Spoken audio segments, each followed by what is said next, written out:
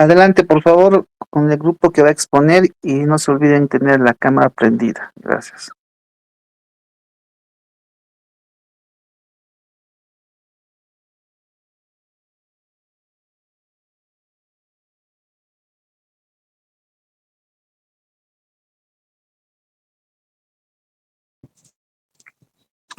Bueno, doctor, ¿puedo empezar? Sí, Gabriel, adelante. Bien, bien. Bueno, primeramente, bueno, buen día, doctor. Buenos días, compañeros. El día de hoy mi grupo y yo les vamos a exponer acerca de lo que es la ictericia, diarrea y vómitos. Siguiente diapositiva, por favor. Bueno, empezando por lo que es la ictericia, ¿no? Primeramente su definición. La ictericia proviene del griego icteros, que significa amarillo. Esto lo definimos como la coloración amarillenta de la piel, mucosas y escleróticas producida por el acúmulo o depósito de bilirrubina en los tejidos. Cuando sus niveles séricos superan los 2 a 3 miligramos sobre decilitro, ya que el valor normal de la bilirrubina total es menor a 1,2 miligramos sobre decilitro. En cuanto a la importancia clínica de la ictericia, este radica en que es frecuentemente el primer signo visible de una disfunción hepática, biliar o hemolítica. Su detección temprana pues nos orienta hacia el diagnóstico de enfermedades potencialmente muy graves. En cuanto al metabolismo de la bilirrubina, siguiente diapositiva, por favor. Bueno, en cuanto al metabolismo de la bilirrubina, para comprender cómo se produce la ictericia es esencial conocer lo que es el metabolismo normal de la bilirrubina. Este proceso se divide en 5 fases, como podemos ver en la diapositiva, empezando por la producción de la bilirrubina. La bilirrubina se origina principalmente entre el 80 y 85% del catabolismo del grupo hemo de la hemoglobina liberada por la destrucción de eritrocitos senescentes en el vaso y el sistema retículo endotelial. El hemo es transformado por la enzima hemooxigenasa en biliverdina, y esta es convertida rápidamente en bilirrubina no conjugada por la biliverdina reductasa. El 15 a 20% restante proviene de otras fuentes: mioglobina muscular, citocromos hepáticos y eritropoyesis ineficaz, es la destrucción de precursores eritroides en la médula ósea. Bueno, siguiendo por el transporte en sangre. La bilirrubina no conjugada, también llamada bilirrubina indirecta, es altamente lipofílica e insoluble en agua, y por esta razón no puede excretarse directamente por la orina ni por la bilis. Para circular en la sangre se une a la albúmina plasmática de forma reversible, formando así la bilirrubina no conjugada albúmina. Esta unión evita lo que es que la bilirrubina atraviese libremente las membranas celulares en concentraciones tóxicas. El punto fisiopatológico clave de este es que la bilirrubina no conjugada libre, o sea, no unida a la albúmina, puede cruzar la barrera hematoencefálica y depositarse en los ganglios basales del cerebro, causando lo que es una encefalopatía por bilirrubina, y esto es especialmente grave en neonatos por hiperbilirrubinemia severa. Bueno, en cuanto a la captación hepática, al llegar al hígado, la bilirrubina no conjugada esta es disociada de la albúmina y captada activamente por los hepatocitos mediante las proteínas transportadoras de membrana, principalmente la proteína Y, la ligadina o glutatión S transferasa, y la proteína Z. Una vez dentro del hepatocito, esta es transportada al retículo endoplasmático para su conjugación. Ahora, en cuanto a la conjugación hepática, en el retículo endoplasmático liso del hepatocito, la enzima UDP o glucuronosidtransferasa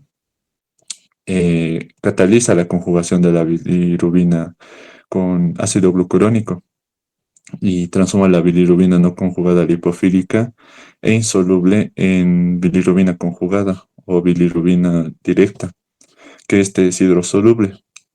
Y esta solubilidad es fundamental para la excreción biliar y también la renal. Bueno, en cuanto a la excreción biliar e intestinal, La bilirrubina conjugada es secretada activamente por los hepatocitos hacia los canalículos biliares mediante la proteína transportadora MRP2, la proteína de resistencia a múltiples fármacos 2, y desde los canalículos pasa a los conductos biliares intrahepáticos, al colédoco y finalmente al duodeno. En el intestino, las bacterias de la microbiota reducen la bilirrubina conjugada a urobilinógeno, y la mayor parte del urobilinógeno es eliminada en heces como la estercobilinógeno, que oxida la estercobilina, que es el pigmento café que da color a las heces. Y una pequeña fracción se reabsorbe y se excreta en orina, como el urobilinógeno urinario. Siguiente diapositiva, por favor. Bueno, en cuanto a la clasificación de la ictericia, según el sitio de defecto en el metabolismo de la bilirrubina, la ictericia lo clasificamos en estos tres grupos, empezando por la ictericia prehepática o hemolítica, que esta es causada por una producción excesiva de bilirrubina que supera la capacidad conjugadora del hígado, y que esto es característico por el aumento de la bilirrubina indirecta, no conjugada en sangre, las heces en coloración normal o hiperpigmentada por exceso de estercobilina, también característico por la orina normal o levemente coloreada. El urobilinógeno puede estar elevado y la ausencia de la bilirrubina. En unos ejemplos clínicos, pues podemos mencionar ella la anemia hemolítica autoinmune, la anemia de células falciformes, la esferocitosis hereditaria, la enfermedad hemolítica del recién nacido, malaria, crisis hemolíticas por deficiencia de G6PD. Y bueno, pasando a la ictericia hepática o hepatocelular, esta es causada por una disfunción directa de los hepatocitos, que este mismo altera los procesos de captación, conjugación o excreción intrahepática, y este es característico por el aumento de la bilirrubina mixta, tanto directa como indirecta. Las transaminasas ALT y AST, que estas son elevados por daño hepatocelular, y puede haber una coluria si la bilirrubina conjugada regurgita a sangre y se filtra en el riñón. Y el espectro clínico variable según la severidad del daño hepático.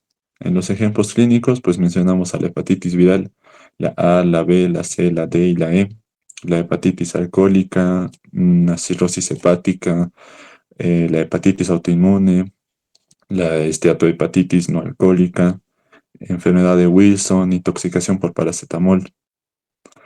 Y bueno, siguiendo por el último, que es la ictericia posthepática o obstructiva.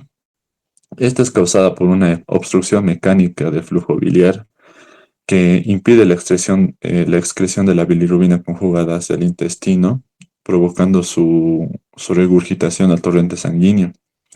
Y este es caracterizado por el aumento de la bilirrubina directa conjugada, la coloria intensa, la orina color té o Coca-Cola, si vale el término, por excreción renal de la bilirrubina conjugada, y también característico por la colia, que son las heces color arcilla o blancas por la ausencia de pigmentos biliares.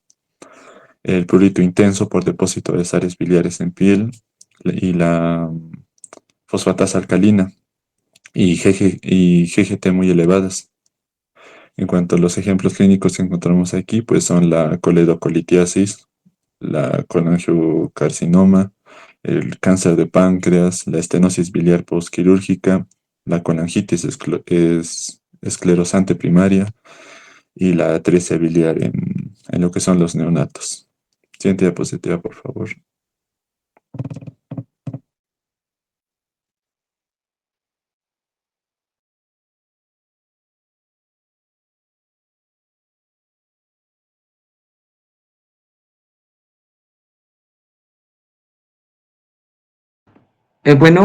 Ahora vamos a entrar a mecanismos fisiopatológicos, ¿no? Haciendo mayor énfasis en los mecanismos fisiopatológicos. Bueno, tenemos un aumento en la producción, es decir, una hiperhemólisis que va a causar la ictericia, ¿no? Primero, para entrar un poco en contexto, sabemos bien que bilirrubina va a nacer de la hemoglobina, ¿no? Y esta hemoglobina justamente va a surgir por la destrucción, podemos decir, de los eritrocitos, ¿no? La hemoglobina se va a dividir en un grupo de globina y un grupo hemo. De vital importancia el grupo hemo, ya que tras una serie de pasos, va a surgir la biliverdina, ¿no? Que a través de una enzima bilirrubina reductasa va a catalizar la conversión a bilirrubina. Una vez mencionado este contexto, podemos decir que el aumento en la producción, es decir, una hiperhemólisis, ocurre cuando la destrucción de eritrocitos supera aproximadamente 2 a 3 veces el valor normal, ¿no? Y lo que va a causar esto es que la cantidad de bilirrubina producida sobrepasa la capacidad máxima de conjugación del hígado. Es decir, que se va a acumular entonces la bilirrubina no conjugada en plasma, produciendo así la ictericia, ¿no? También tenemos un defecto en la captación hepática, ya que algunos fármacos como la rifampicina o enfermedades como la insuficiencia cardíaca congestiva especialmente pueden reducir la captación de bilirrubina no conjugada por los hepatocitos, ¿no? Ya sea porque estas van a competir con transportadores de membrana o disminuyendo el flujo sanguíneo hepático, ¿no? En caso de la insuficiencia cardíaca congestiva. También tenemos un defecto de excreción canalicular, es decir, una colestasis. Esta va a ser más común, ya que una causa más común de ictericia, ¿no? Podemos dividirla en dos, ¿no? Una colestasis intrahepática.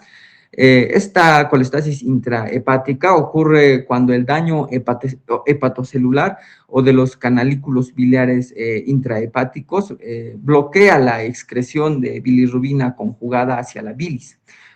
Algunas causas pueden ser la hepatitis viral aguda, porque este virus daña los hepatocitos, ¿no?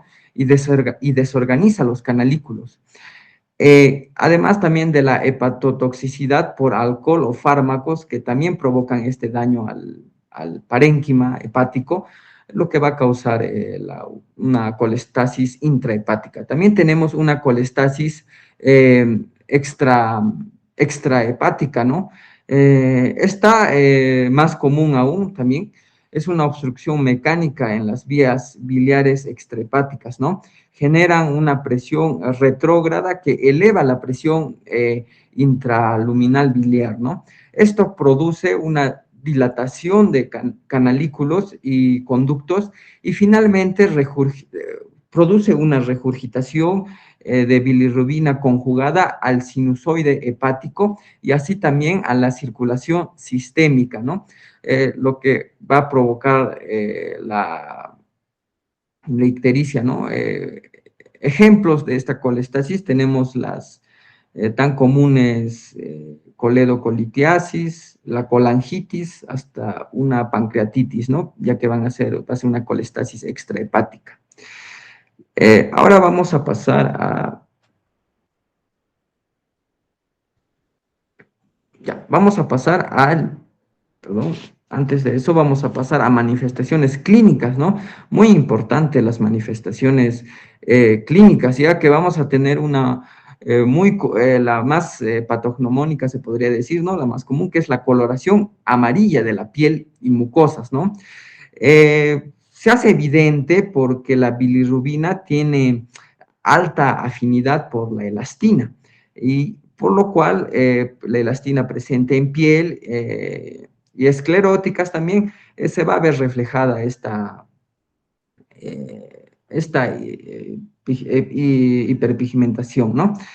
También la ictericia escleral, especialmente en esta, ya que la esclerótica va a tener alto contenido de elastina, ¿no? Y como lo mencionamos antes, la bilirrubina tiene mucha afinidad por la elastina. Tenemos un signo claro que es la coluria y la acolia, ¿no? La acolia van a ser unas heces descoloradas propiamente dichas, ¿no? Bueno, un poco más para explicar un poco de la fisiopatología de estas manifestaciones clínicas, podemos decir que la bilirrubina va a desembocar en la segunda porción del duodeno, ¿no? Esta bilirrubina va,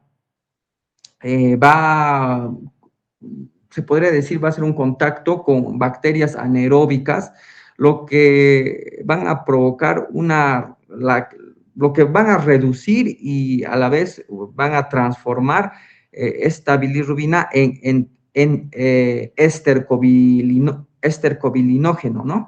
Y a su vez, este estercobilinógeno, cuando entra en contacto con oxígeno, va a convertirse en estercobilina. Y la estercobilina va a ser la que finalmente le dé este color característico a las heces, ¿no? Sin embargo, cuando obviamente no va a ver ese proceso por una obstrucción biliar, ¿no? De bilirrubina, obviamente se va a producir lo que es la colia, que son heces descoloradas,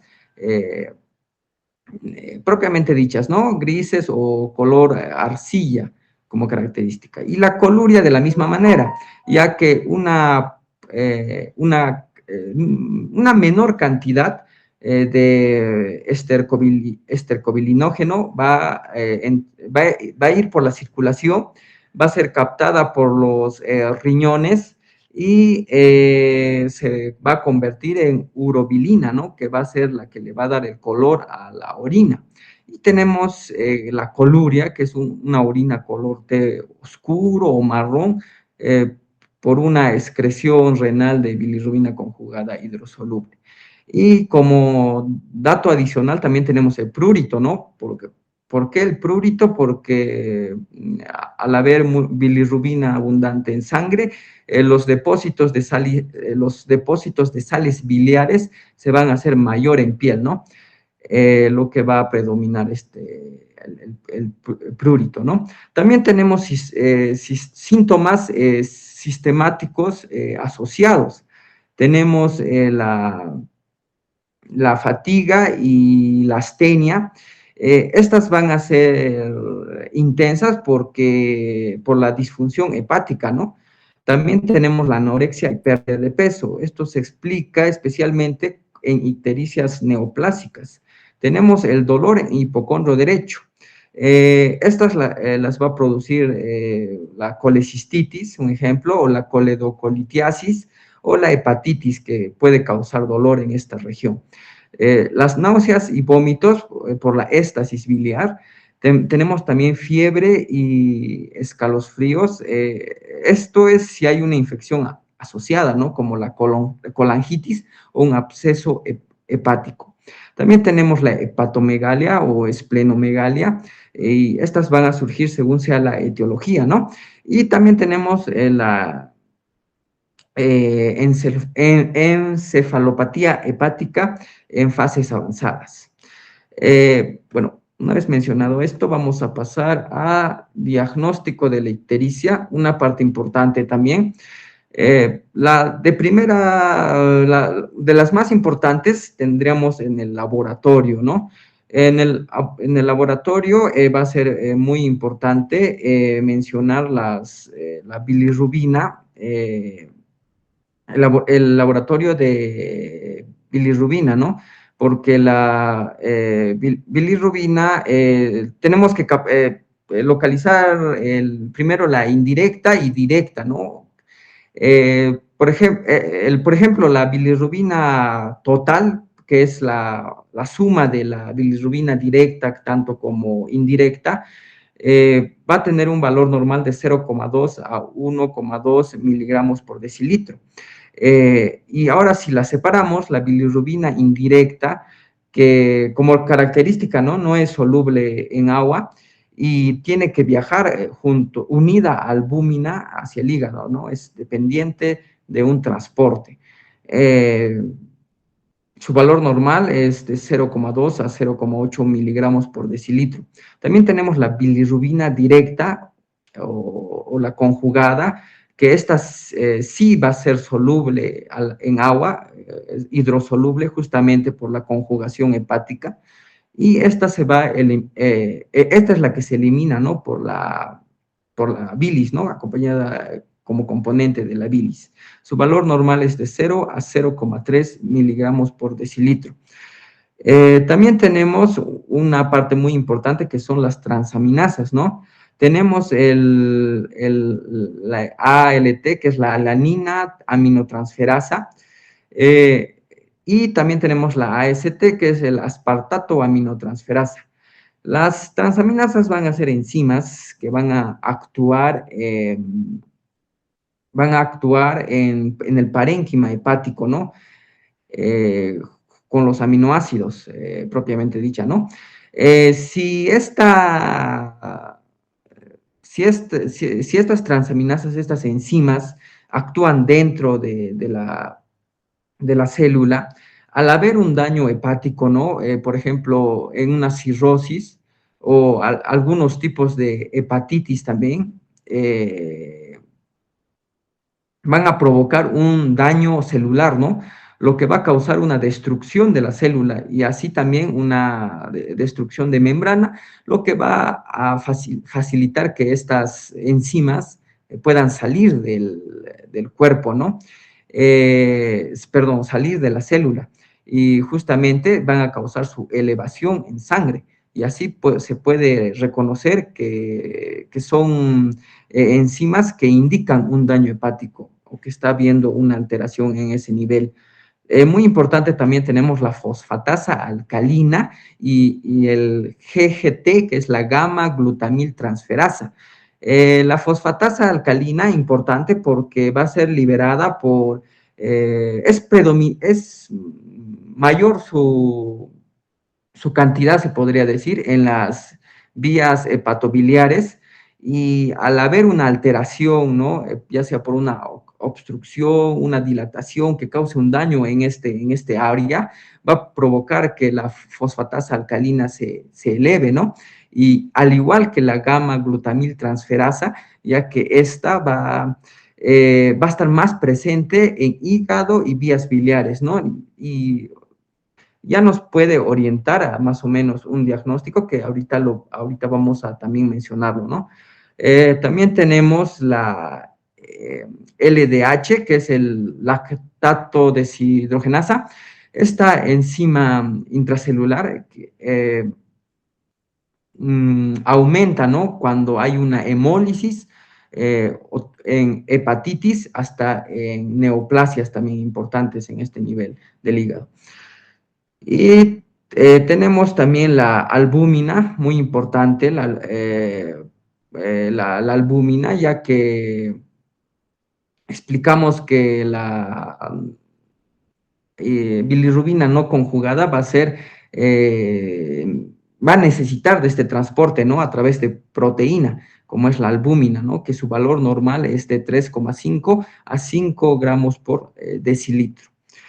Esta va a disminuir en cirrosis, en hepatitis crónica y en desnutrición, obviamente, la albúmina, y además de un síndrome nefrótico, ¿no? Tenemos también importante el tiempo de protrombina, ¿no? Como adicional a este diagnóstico, que su valor normal es de 11 a 13,5 segundos, ¿no? Y importante ya que va a indicar, ¿no? Una insuficiencia hepática, ¿no? Porque el hígado no solamente tiene esa función, ¿no? Tiene muchas funciones como la de la coagulación y esta prueba de la tiempo de protrombina va a poder indicar también que hay una insuficiencia hepática. Bueno, ahora tenemos los hemograma por último, ¿no? También tenemos muy importante para el diagnóstico saber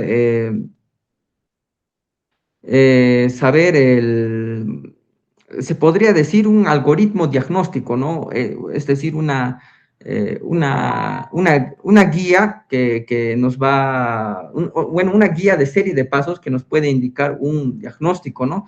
Si tenemos predominio de bilirrubina no conjugada, que es la indirecta, podemos pensar en una hemólisis o un defecto de la conjugación hepática, ¿no?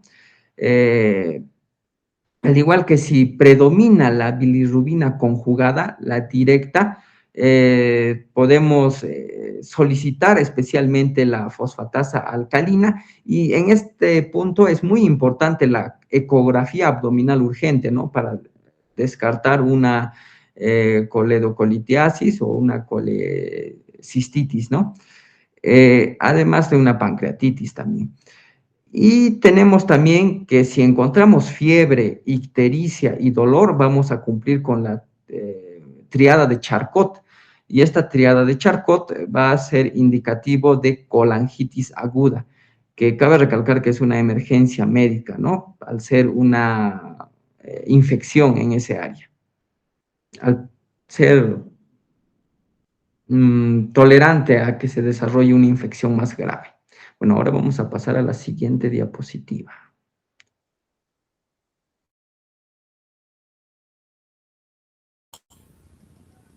Ya, bueno, siguiendo con lo que es el tema de diarrea, ya, siguiente diapositiva. Ya, primero vamos a tener lo que es la definición. En este caso, la definición va a ser lo que es la diarrea, es la evacuación de heces excepcionales sueltas o líquidas, generalmente en un número de 3 veces en 24 horas, ¿no? Siguiente, por favor.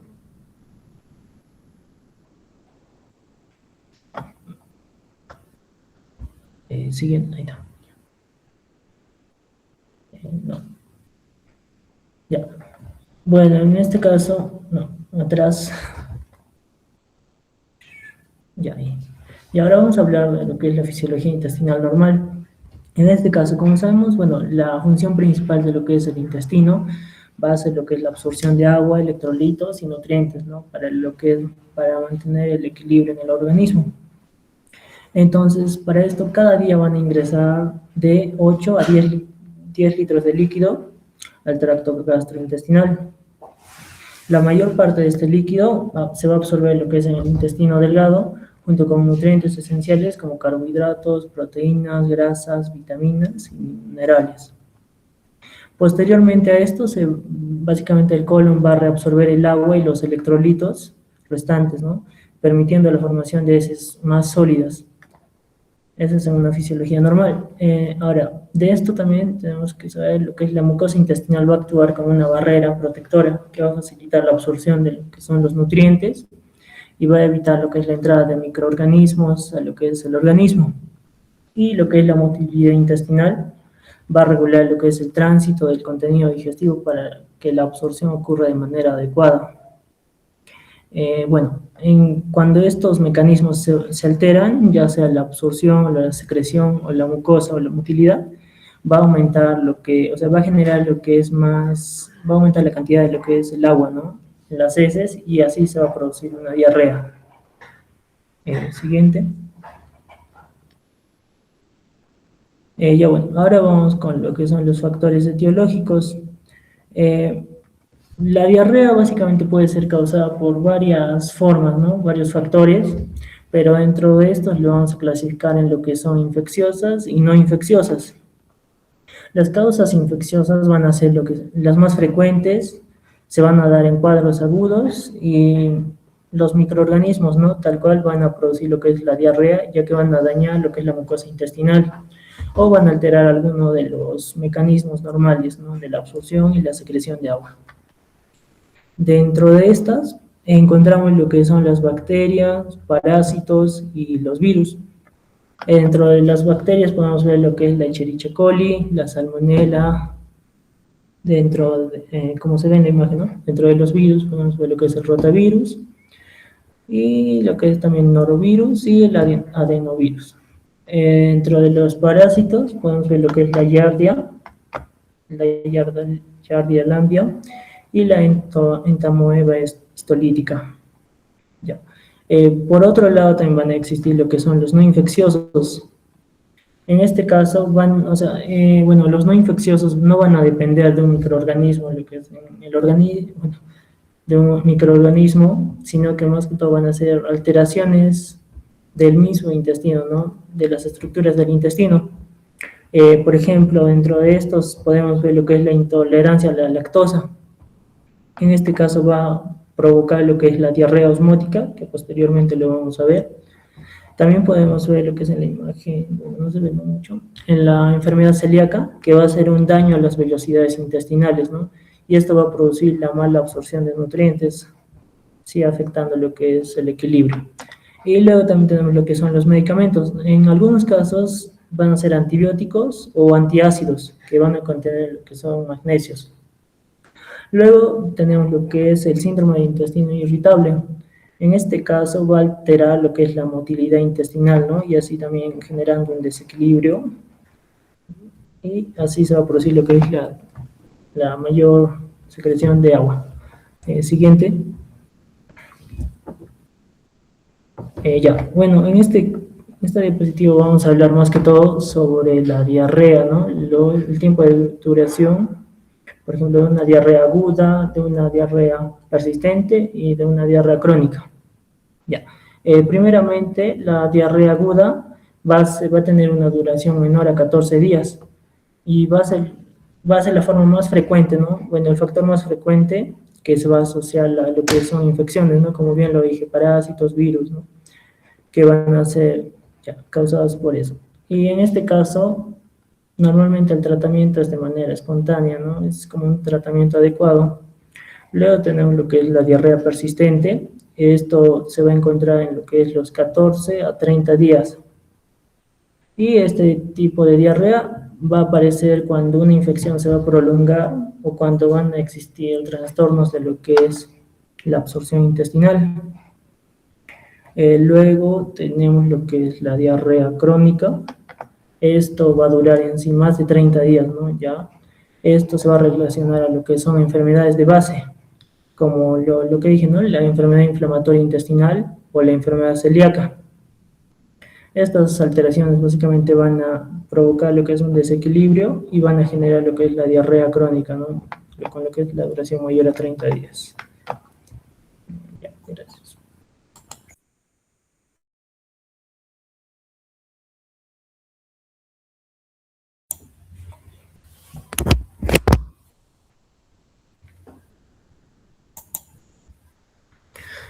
Bien, continuando con lo que es la fisiopatología de la diarrea, para comprender sobre su fisiopatología, primero debemos recordar que el intestino tiene como función principal absorber agua y electrolitos.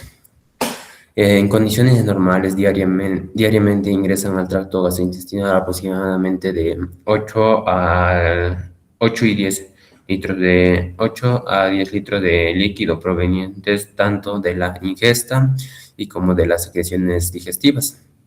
La mayor parte de este volumen es absorbida en el intestino delgado, mientras que el colon reabsorbe el líquido restante, permitiendo que solo una pequeña cantidad sea eliminada en las heces. La diarrea aparece cuando se rompe el equilibrio entre la absorción y la secreción intestinal. Esto puede ocurrir porque disminuye la absorción de agua, aumento de la secreción de líquidos hacia la luz intestinal, existe daño inflamatorio de la mucosa o se altera la motilidad intestinal. Como consecuencia de cualquiera de estos mecanismos, aumenta la cantidad de agua presente en las heces y se produce la diarrea. La diarrea puede clasificarse según el mecanismo que altere el manejo intestinal de agua y los electrolitos. Entre estos tenemos a la diarrea osmótica, secretora, inflamatoria y por lo que es por alteración de la motilidad. Siguiente diapositiva. Bien, la diarrea osmótica ocurre cuando existen sustancias dentro del intestino que no pueden ser absorbidas adecuadamente y que por sus propiedades osmóticas atraen agua hacia la luz intestinal. Un ejemplo clásico es la intolerancia a la lactosa. En estos pacientes existe lo que es la deficiencia de la enzima lactasa, por lo que la lactosa no puede descomponerse ni absorberse correctamente. Como resultado, permanece dentro del intestino, aumentando la osmolaridad luminal. Debido a este aumento de osmolaridad, el agua se desplaza desde el espacio extracelular hacia la luz intestinal, siguiendo un gradiente osmótico. Esto incrementa el contenido líquido intestinal y genera heces acuosas. Además, estos carbohidratos no absorbidos son fermentados por las bacterias intestinales, produciendo gases que ocasionan distensión abdominal, meteorismo y dolor. Una característica importante es que este tipo de diarrea suele disminuir o desaparecer durante el ayuno, ya que se deja de ingresar las sustancias responsables de efecto osmótico. Siguiente diapositiva. Bien, la diarrea secretora se produce cuando las células epiteliales intestinales aumentan activamente la secreción de agua y electrolitos hacia la luz intestinal. Este mecanismo suele ser provocado por enterotoxinas bacterianas, como la toxina de la cólera. La toxina estimula sistemas intracelulares de señalización, principalmente el AMP cíclico, provocando la apertura de canales de cloro ubicados en la membrana apical de los enterocitos. Al secretarse grandes cantidades de cloro hacia la luz intestinal, el sodio y el agua siguen el gradiente electroquímico y osmótico, aumentando significativamente el volumen del líquido intestinal. En este caso, la mucosa intestinal permanece intacta. El problema principal es la secreción excesiva. Por tanto, los pacientes pueden presentar pérdidas muy importantes de agua y electrolitos, desarrollando rápidamente una deshidratación. A diferencia de la diarrea osmótica, la diarrea secretora persiste incluso durante el ayuno. Siguiente diapositiva.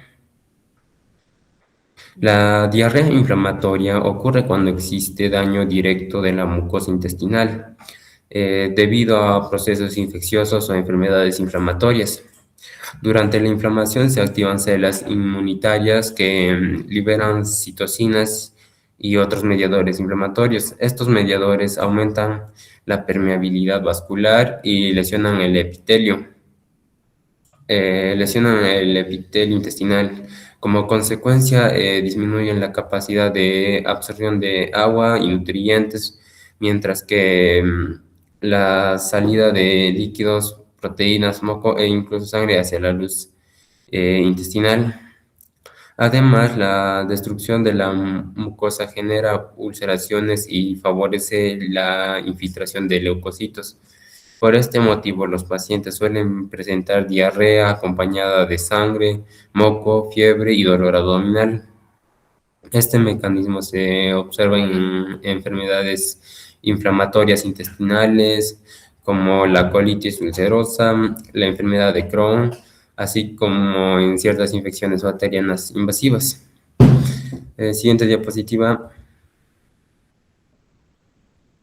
La diarrea también puede producirse cuando se altera la velocidad del tránsito intestinal. Normalmente el contenido intestinal permanece el tiempo suficiente dentro del intestino para terminar una adecuada absorción de agua y nutrientes. Sin embargo, cuando el tránsito intestinal se acelera excesivamente, el contenido avanza demasiado rápido y la mucosa no dispone el tiempo necesario para completar la absorción. Como resultado, una mayor cantidad de agua permanece en las heces. Este mecanismo puede observarse en pacientes con hipertiroidismo, síndrome de intestino irritable y algunas neuropatías. Por tanto, el problema principal no es una alteración de la absorción ni la secreción, sino la disminución del tiempo de contacto entre el contenido intestinal y la mucosa. Sí, siguiente diapositiva, por favor. Las consecuencias fisiopatológicas de la diarrea dependen principalmente de la magnitud de la pérdida de agua y electrolitos. La complicación más frecuente es la deshidratación.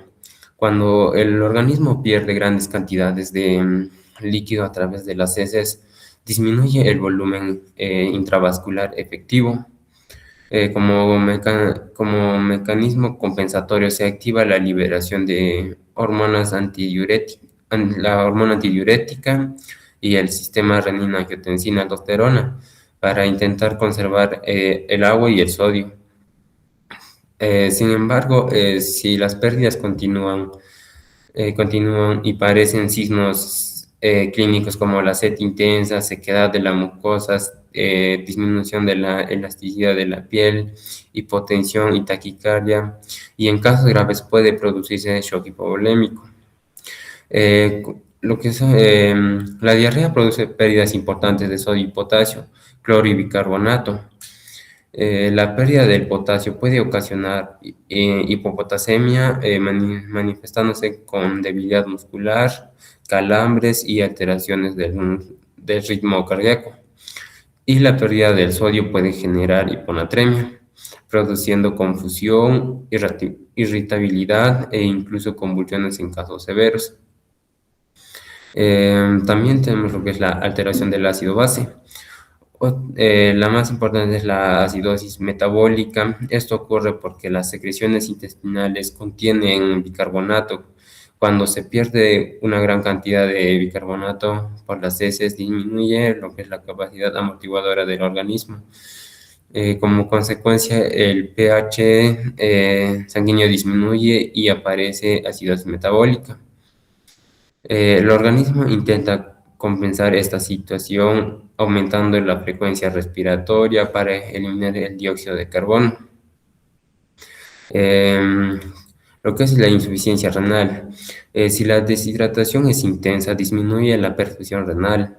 Al reducir el flujo sanguíneo hacia los riñones, disminuye la filtración glomerular y puede elevarse los niveles de urea y creatininas. Si no se corrige oportunamente, puede evolucionar hacia una lesión renal aguda. Siguiente diapositiva. Continuando con las manifestaciones clínicas, el signo principal es la presencia de heces líquidas o semilíquidas acompañadas de aumento de la frecuencia de evacuaciones. Muchos pacientes presentan dolor abdominal debido al aumento de la motilidad intestinal y la distensión de las asas intestinales. La distensión abdominal también puede producirse por lo que es la fermentación bacteriana de nutrientes no absorbidos, especialmente en la diarrea osmótica. Cuando existe inflamación o invasión de la mucosa intestinal, puede aparecer fiebre, moco o sangre en las heces.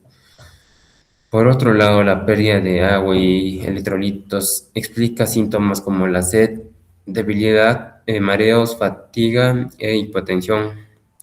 El diagnóstico comienza con una adecuada historia clínica. Es importante determinar la duración de la diarrea, la frecuencia de las deposiciones, la presencia de sangre o moco, antecedentes de viajes recientes, consumo de medicamentos y enfermedades asociadas. Posteriormente se realiza el examen físico presentando especial atención en los signos de deshidratación, como la sequedad de las mucosas, disminución de la turgencia cutánea, hipotensión y taquicardia. Entre los estudios de laboratorio se incluyen el hemograma, que permite detectar procesos infecciosos o inflamatorios, los electrolitos séricos para identificar alteraciones hidroelectrolíticas y las pruebas de función renal que evalúan el grado de repercusión sistémica. El análisis de las heces puede identificar bacterias, parásitos, sangre oculta o leucocitos fecales. En algunos pacientes, especialmente cuando se sospecha enfermedades inflamatorias intestinales, pueden ser necesarios estudios endoscópicos, como en este caso la colonoscopia. Siguiente diapositiva.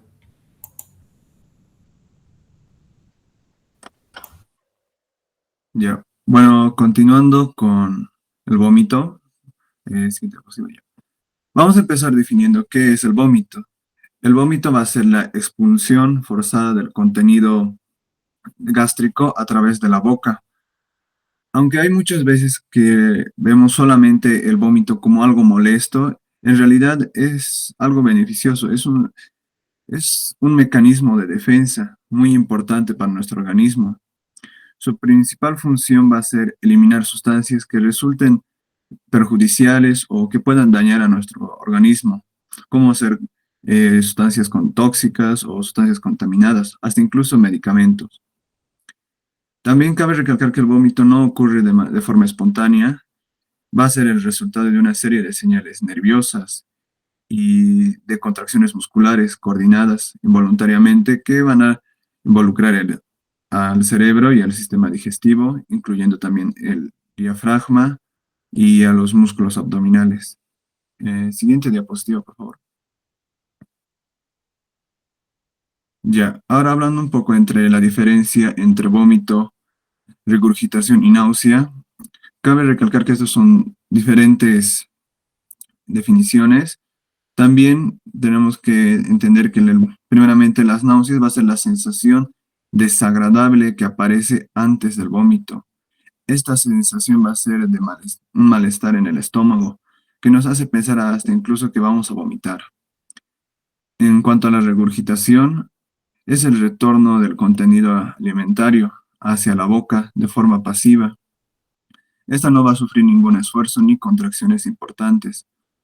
Mayormente es frecuente en personas con reflujo gástrico. Finalmente vamos a tener el vómito, que va a ser un proceso activo, ya que requiere una coordinación muscular instantánea para expulsar el contenido gástrico. Siguiente diapositiva.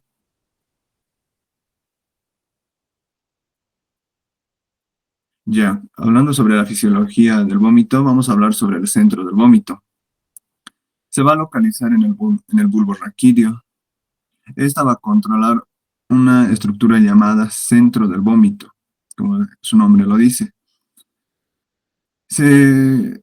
Podemos imaginarlo como un centro de control. Esta estructura recibe una información desde diferentes partes del organismo y decide si es necesario activar el reflejo del vómito o no. Cuando recibe suficiente estimulación, va a coordinar las respuestas musculares necesarias para producir la expulsión, como dije, del centro gástrico. Siguiente diapositiva. Del contenido gástrico, perdón. Continuando, vamos a tener la zona gatillo quimiorreceptora.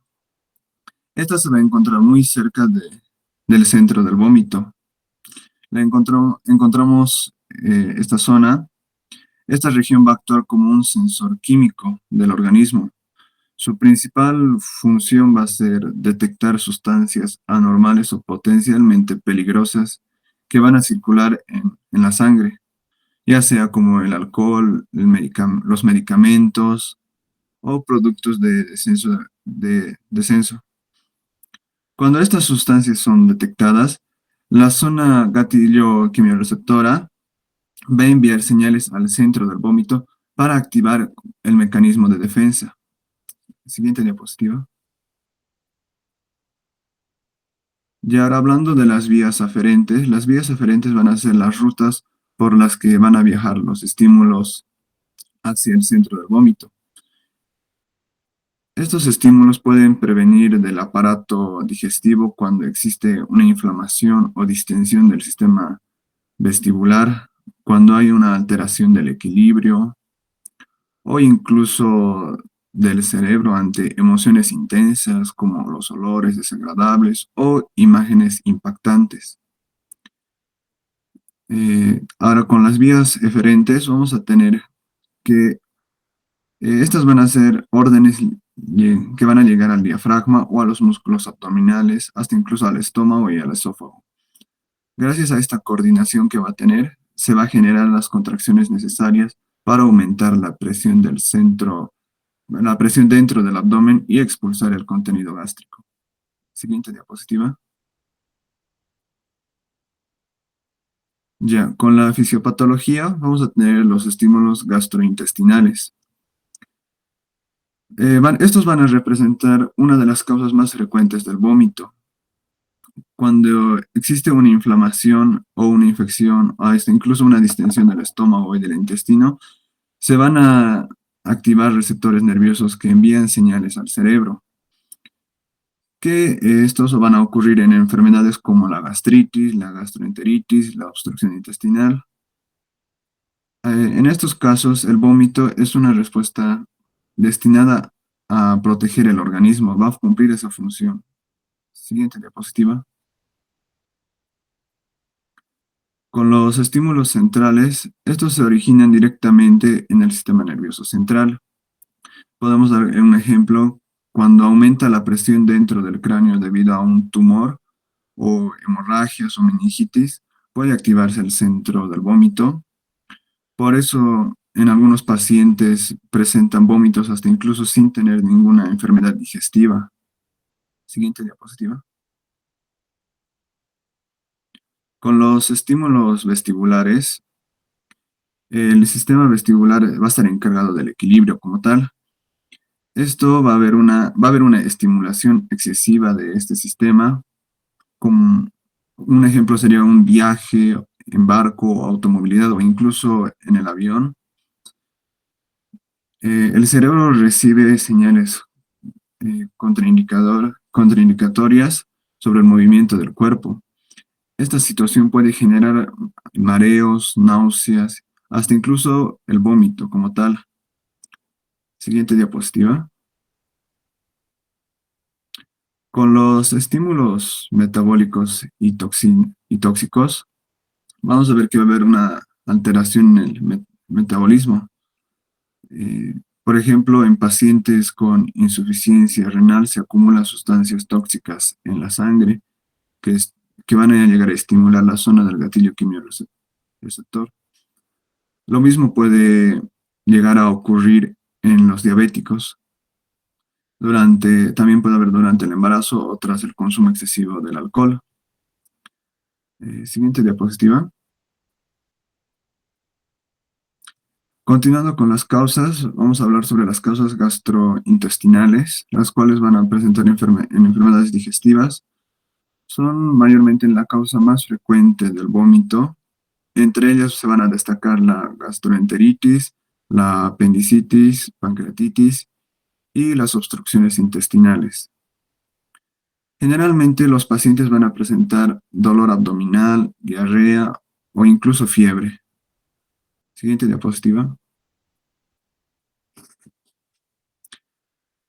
Ya, con las causas neurológicas va a producir en algunos pacientes, como dije anteriormente, mareos, hasta incluso migraña. Algunos ejemplos podrían ser los traumatismos craneoencefálicos, los tumores cerebrales, meningitis y como tal las migrañas.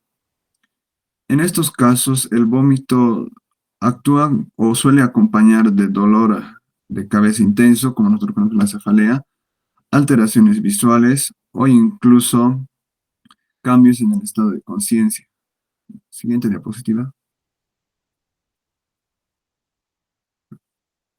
Con las causas metabólicas va a haber una alteración en el metabolismo, las cuales van a modificar el funcionamiento normal del organismo. Entre las más importantes que vamos a tener va a ser la insuficiencia renal, la insuficiencia hepática y la cetoacidosis diabética. Estas enfermedades van a llegar a producir cambios químicos en la sangre que van a llegar a estimular directamente los centros responsables del vómito. Siguiente diapositiva. Ya. Con las causas farmacológicas, podemos decir que muchos medicamentos pueden provocar vómitos como efecto secundario. Esto especialmente es frecuente con los medicamentos utilizados en quimioterapias o algunos antibióticos y analgésicos opioides.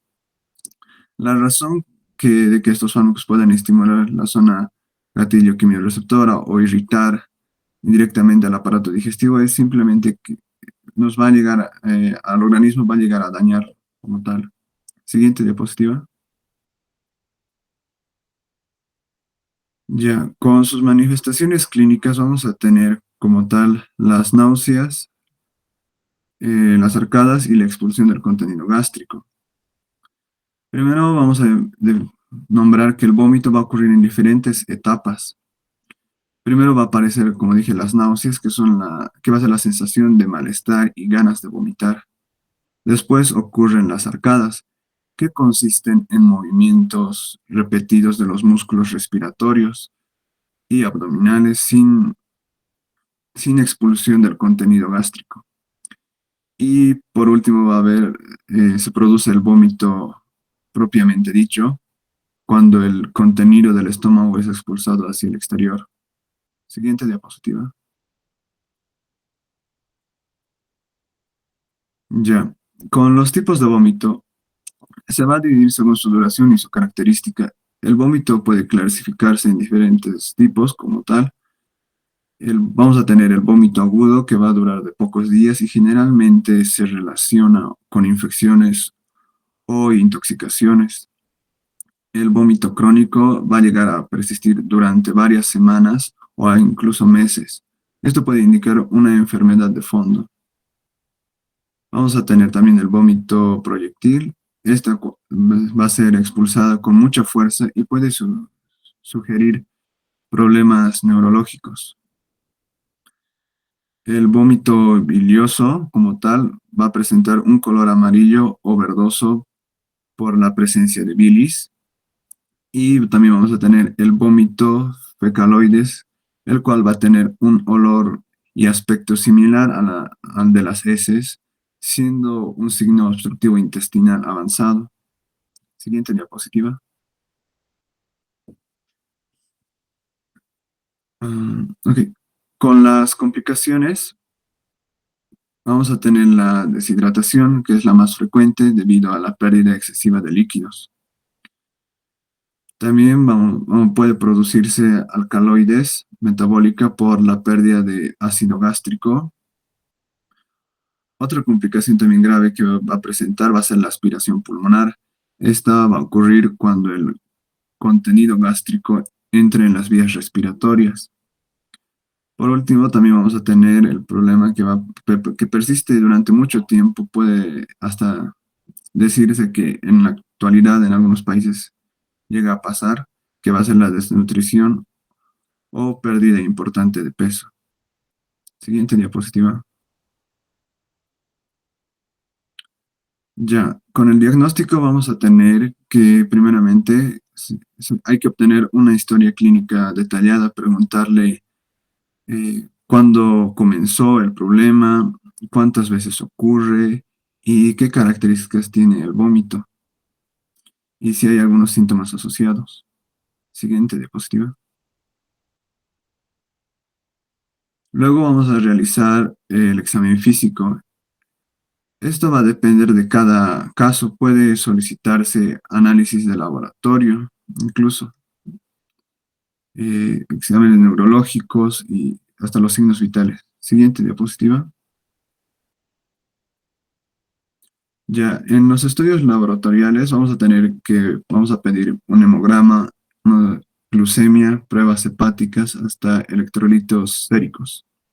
Siguiente diapositiva. Ya, y por último vamos a tener los estudios de imagen, como la ecografía, radiografía, tomografía computarizada y resonancia magnética. Siguiente diapositiva. Eso sería todo, doctor.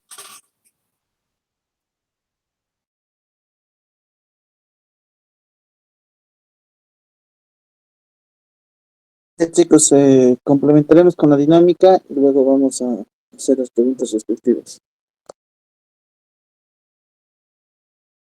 Eh, Está bien, doctor, un momentito, por favor.